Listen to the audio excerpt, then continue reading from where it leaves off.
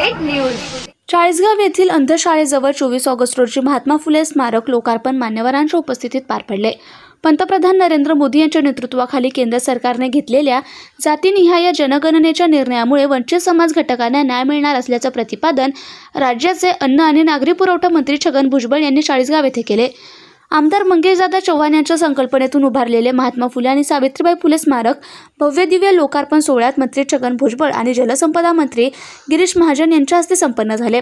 भुजबळ म्हणाले, फुले दाम्पत्याचं कार्य प्रेरणादायी असून स्मारकाची स्वच्छता आणि जतन ही समाजाची जबाबदारी आहे।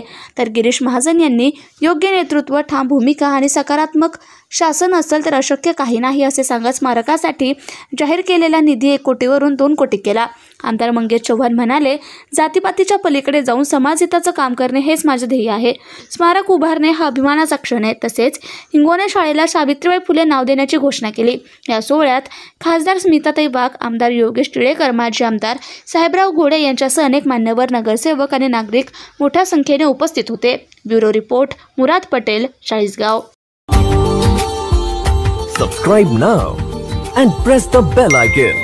Never miss an update.